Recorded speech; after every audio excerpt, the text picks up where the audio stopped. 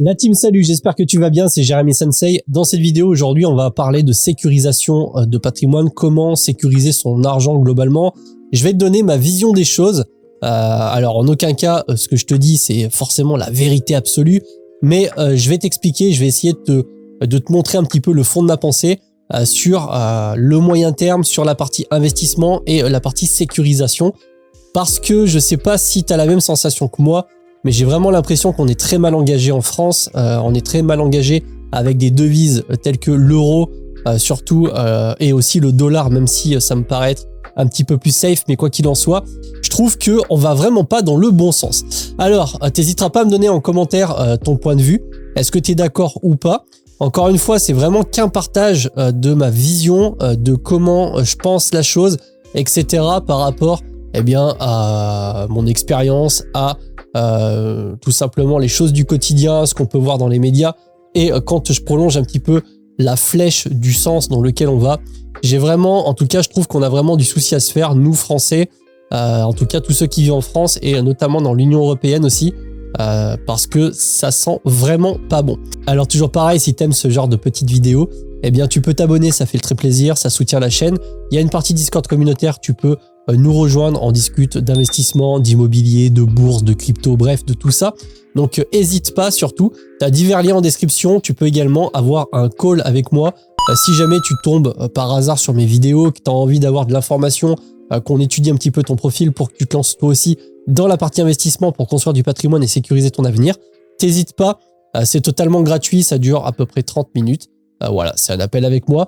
Et donc je reviens à ce que j'étais en train de te dire. Alors, de mon point de vue, et ça ne reste encore une fois, et je prends vraiment des pincettes parce que ce que je te dis là, c'est pas forcément ce qui va se produire, mais j'ai quand même pas mal réfléchi à la chose. Ça fait un bout de temps que j'y pense, hein, ça fait plusieurs années où je me dis que certainement, peut-être, je sais pas, je ne resterai même pas en France tellement que les choses vont pas dans le bon sens.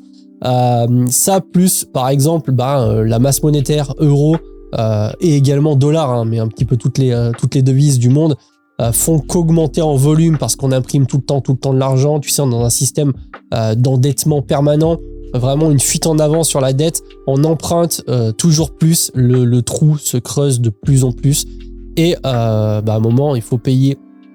Et c'est qui paye? Eh bien, c'est nous, citoyens, voilà, les contribuables. Et ça fait jamais vraiment plaisir. On le sait, en France, on paye notamment beaucoup d'impôts. Et tout ça, en plus d'avoir la nouvelle qu'il y a un moment, on aura certainement un euro numérique avec un contrôle total sur la monnaie, etc. Ça peut nous mettre vraiment dans le mal. Qu'est-ce qui se passe demain si on revit, je sais pas, une période de confinement comme le Covid et qu'on t'oblige à te faire vacciner, toi t'as pas envie et on te dit ok, puisque c'est comme ça, on te bloque tes comptes et tu peux plus payer en liquide parce qu'il n'y a plus aucun commerçant qui accepte du liquide, etc. Ça peut quand même être le bordel, on va pas se mentir.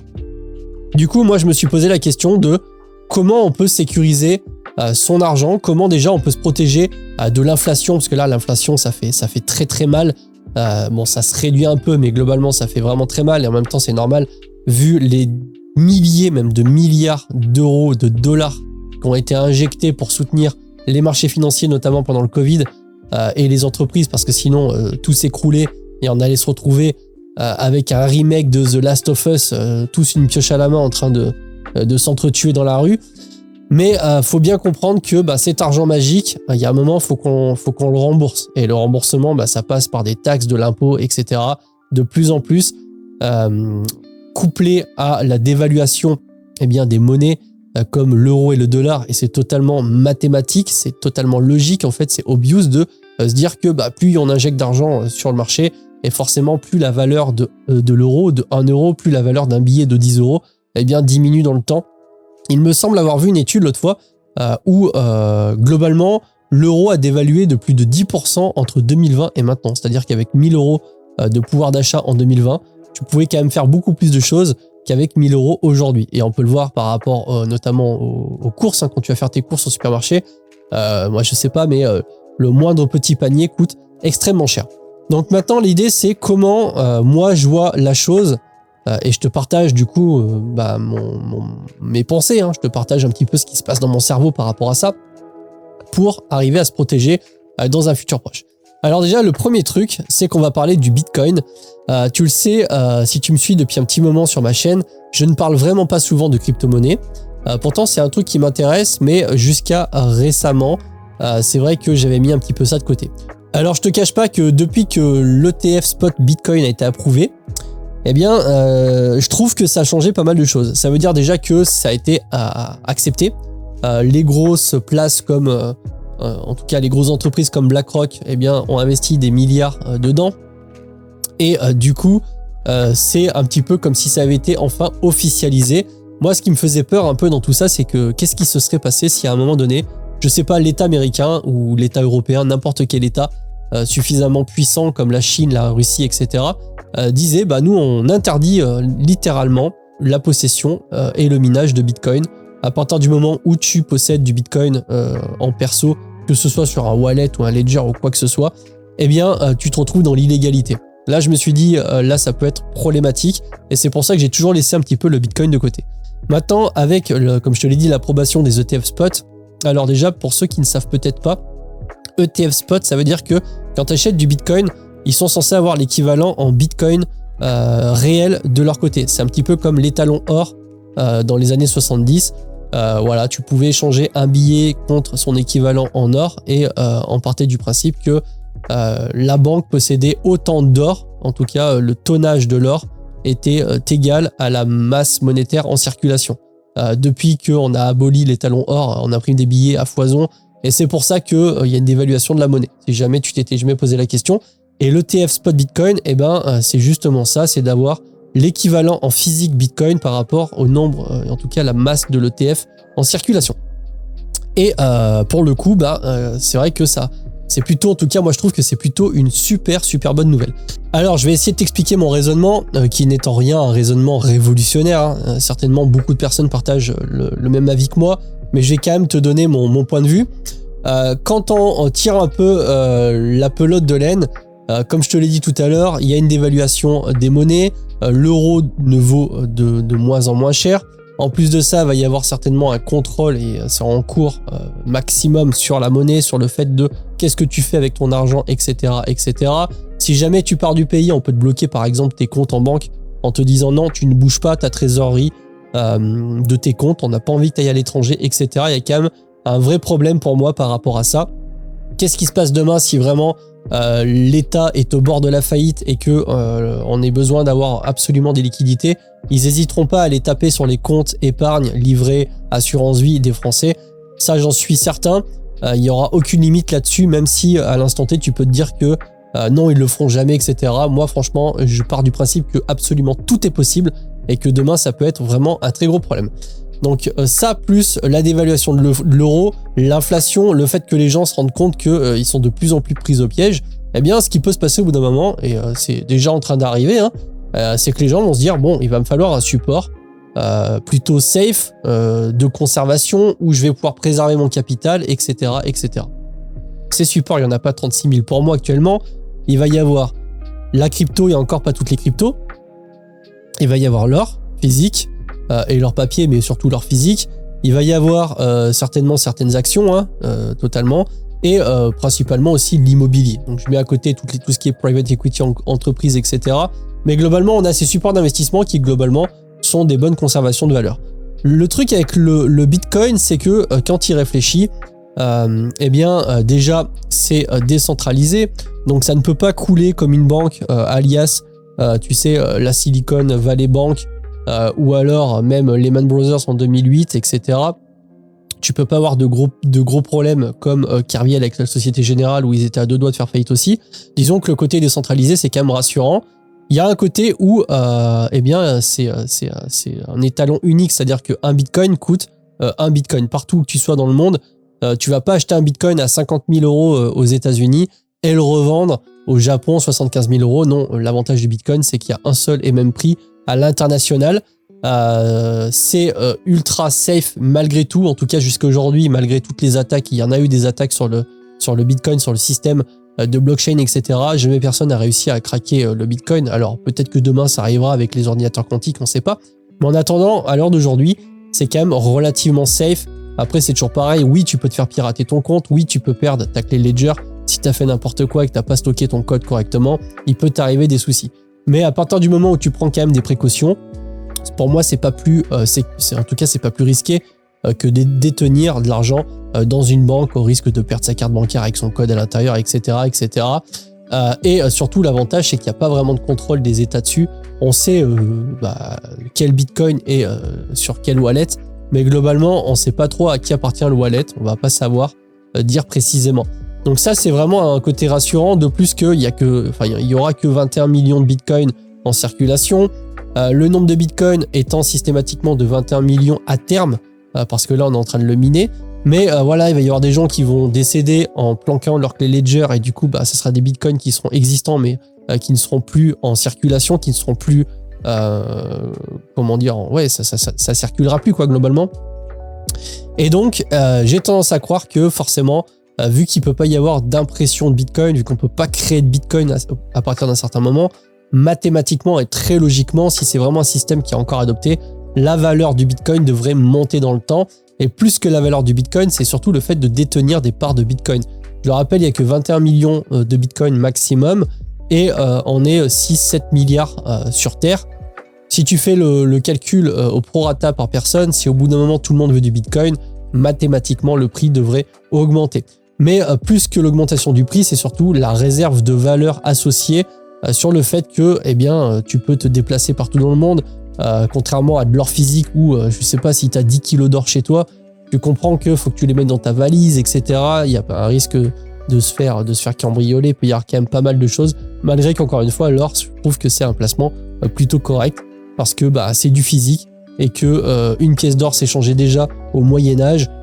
Si jamais demain, il y a vraiment un gros souci, tu pourras toujours échanger ton or. Il faut vraiment voir ça comme une assurance. Pour moi, l'or ne crée pas de valeur, ça conserve sa valeur. Disons qu'à l'époque, tu achetais peut-être un cheval avec 3 pièces d'or. À l'heure d'aujourd'hui, avec ces 3 mêmes pièces d'or, tu peux toujours acheter le même cheval, entre guillemets. Donc là, on a parlé globalement du Bitcoin et comment je pense le truc.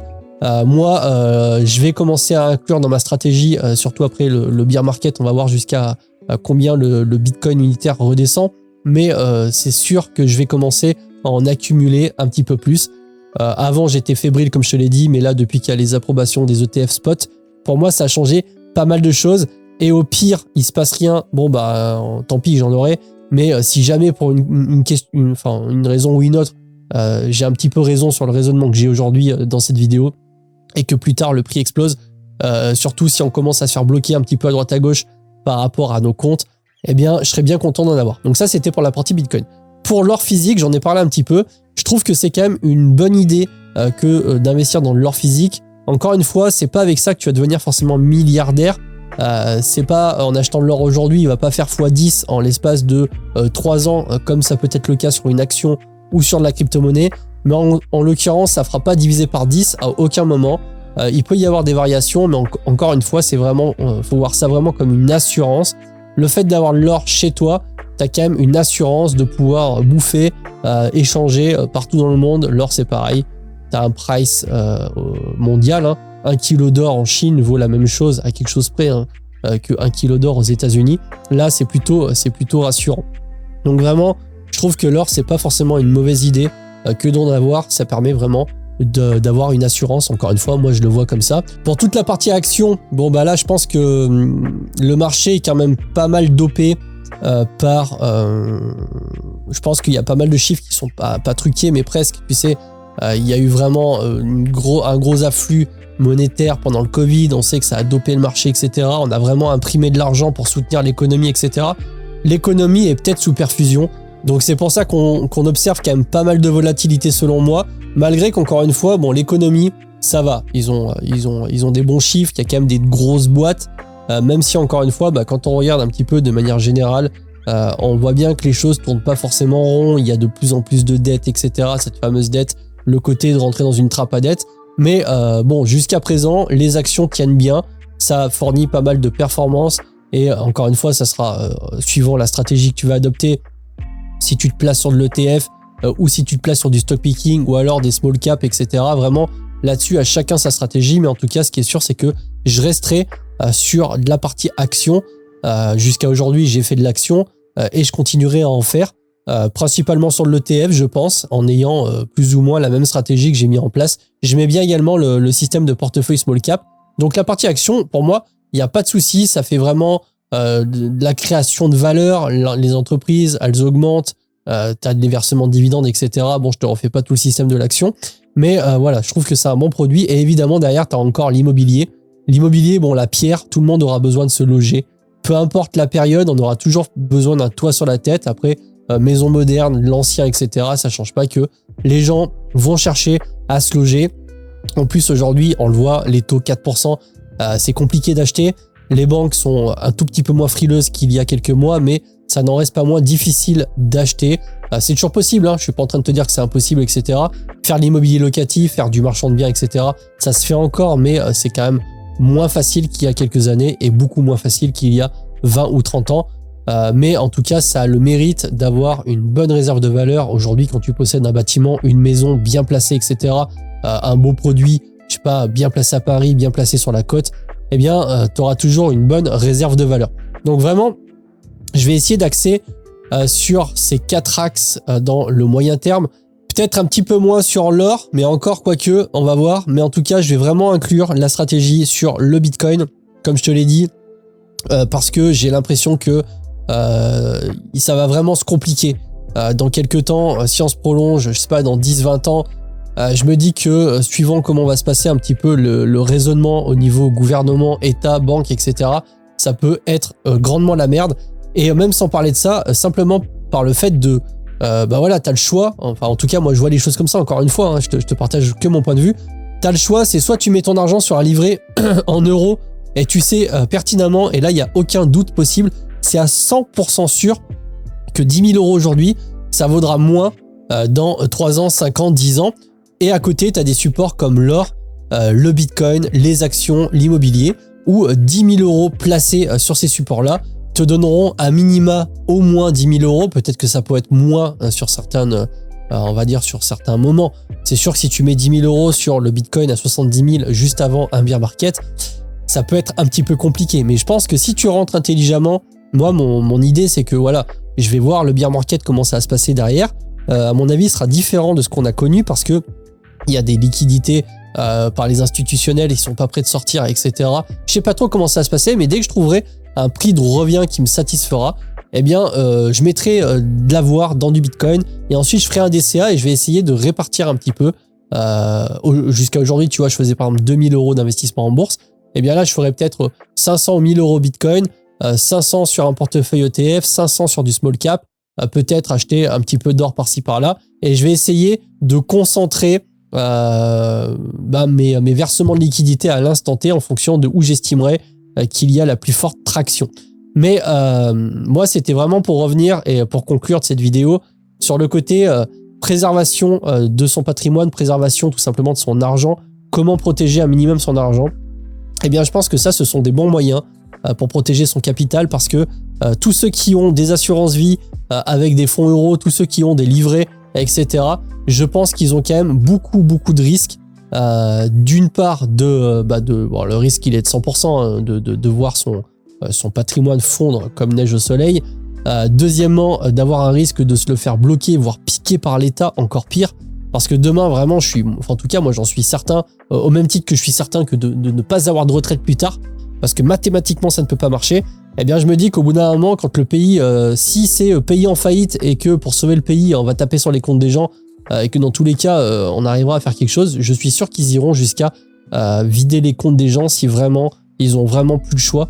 Si à un moment, on arrive et qu'on a vraiment plus le choix, c'est sûr qu'ils le feront. Donc, le fait d'avoir de l'or chez toi, ça sera beaucoup plus difficile pour eux de venir te le piquer, encore faut-il qu'ils le sachent, etc. Donc moi, dans l'idée, ça sera que j'ai un petit peu mon épargne de sécu, voilà, 10 000 € sur un compte, tu sais, la fameuse année d'esprit tranquille, et encore, ça dépend de ton style et de ton niveau de vie, entre guillemets, mais sinon, je vais vraiment axer. Donc là, j'ai vraiment beaucoup d'immobilier, tu vas le voir, j'en ai pas encore parlé sur la chaîne, je ferai une vidéo complète pour expliquer le pourquoi du comment, mais je risque de renforcer très grandement la proportion de patrimoine en immobilier que j'ai et de diminuer un petit peu la bourse. Je t'expliquerai ça, c'est pas du tout... je te ferai une vidéo complète là-dessus. Et encore une fois, renforcer vraiment principalement sur le Bitcoin. Je t'avoue que ces derniers temps, et c'est pas le bull run qui a fait que je me suis dit tiens le Bitcoin monte, etc. J'ai déjà suivi de près bull run 2017 et le bull run d'avant, et j'avais déjà eu de la crypto en 2013 quand ça valait 400 $ le Bitcoin. Mais là j'ai vraiment le côté ok institutionnel, ok ETF validé par la SEC, etc. Donc ça change un petit peu la donne pour moi, ça veut dire pas mal de choses. Et donc on va commencer à accumuler doucement du Bitcoin en hold pour le garder, parce que j'estime qu'à terme, s'il doit y avoir une seule monnaie, en tout cas à l'heure d'aujourd'hui, quand je regarde tout ce qui est possible d'avoir, comme je te l'ai dit, le Bitcoin pour moi offre principalement toutes les solutions, c'est-à-dire voilà, décentralisé, pratiquement inviolable, voire inviolable, jusqu'à aujourd'hui ça n'a jamais été le cas, conservation de valeur, le fait qu'on puisse pas en imprimer à l'infini, il y a vraiment 21 millions de Bitcoin et pas un plus, et avec les pertes de compte, etc., il y a de moins en moins de Bitcoin en circulation, c'est-à-dire actif. Le fait que les gens vont peut-être se réfugier dedans, s'il y a l'hyperinflation, les gens vont chercher forcément à se protéger en achetant des produits, des supports de protection comme l'or, etc. Mais l'avantage, c'est que le Bitcoin, t'en veux, t'appuies sur un bouton. En tout cas, aujourd'hui, ça marche encore. T'appuies sur un bouton, t'en achètes. De l'or, faut commander, on t'envoie un formulaire, et puis il y a une imposition sur l'or, il y a une imposition aussi sur le Bitcoin, on est d'accord. Mais si demain, tu dois partir en toute urgence pour une raison quelconque du pays, eh bien, je préfère avoir honnêtement 10 millions d'euros de Bitcoin que 10 millions d'euros d'or. Ça sera beaucoup plus facile à déplacer. Voilà pour cette vidéo. N'hésite pas à me dire en commentaire, toi, comment tu vois les choses. Est-ce que tu es inquiet ou pas? Est-ce que tu penses que ce pays va complètement s'éclater la tête dans la merde? Moi, je pense que oui. Donc, pour parler franchement. Mais voilà, c'était mon point de vue. J'espère que ça t'a donné peut-être des idées. N'hésite pas à venir sur le Discord encore. Tu peux prendre un call avec moi si tu as envie qu'on discute. Si tu as envie de te former en bourse, j'ai de la formation vraiment pour aller à l'essentiel. Pareil en immobilier locatif, même si c'est un petit peu moins la période, je vais pas te mentir. Mais ça reste d'autant plus très intéressant. Il y a encore des choses à faire. Et sur ce, moi je te laisse avec un guide bourse si tu as envie de commencer tranquillement. Je te dis à la prochaine, c'était Jérém. Salut!